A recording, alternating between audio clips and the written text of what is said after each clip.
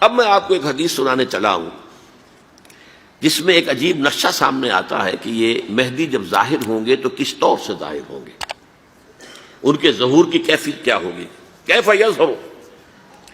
یہ روایت ہے حضرت ام سلمہ سے رضی اللہ تعالی عنہا، حضور کی زوجہ محترمہ ہیں، فرماتی ہیں ام سلمہ عن النبی صلی اللہ علیہ وسلم قال یکون اختلاف عند موت خلیفۃ، موت خلیفۃ، حضور نے فرمایا ایک خلیفہ کی موت پر اختلاف واقع ہو جائے گا، خانہ جنگی ہو جائے گی۔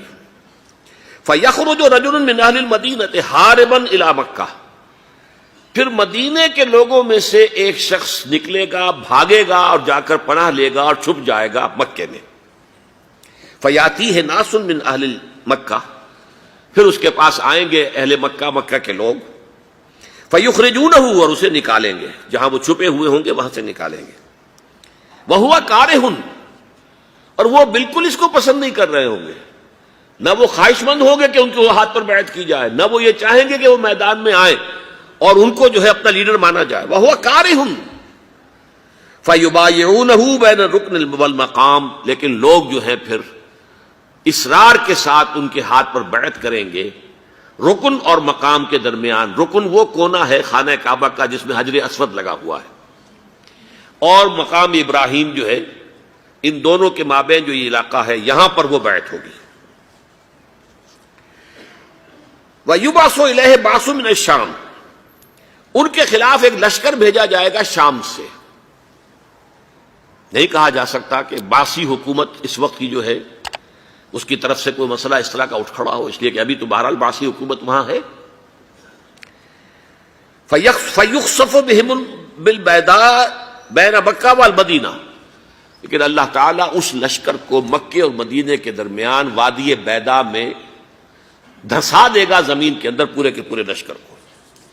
فَإِذَا رَأَى النَّاسُ ذَلِكَ، جب لوگ یہ دیکھیں گے کہ اتنی بڑی نشانی ظاہر ہو گئی، أَتَاهُ أَبْدَالُ الشَّامِ وَعَصَائِبٌ من العراق فَيُبَايِعُونَهُ، اب شام سے سارے کے سارے جو اولیاء اللہ ہیں وہ بھی آئیں گے، اور عراق سے جوک در جوک لوگ آئیں گے اور ان سے بیعت کریں گے۔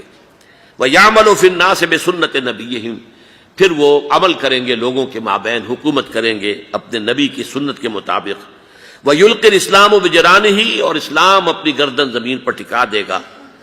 وَالْأَرْض فِي الْأَرْض، زمین میں۔ فَيَلْبَسُ 7 سنین، پھر وہ 7 برس تک حکمران رہیں گے۔ ثم یتوفا، پھر ان کا انتقال ہوگا۔ ویصلی علیہ المسلمون، اور مسلمان ان پر نماز پڑھیں گے۔ یہ جو میں نے آپ کے سامنے نقشہ کھینچا ہے، اس سے اب میں ایک نتیجہ نکالتا ہوں، اسے بھی میرا گمان کہیے، اختلاف بھی کر سکتے ہیں آپ، اگر اس کو وزنی سمجھے تو قبول بھی کر سکتے ہیں۔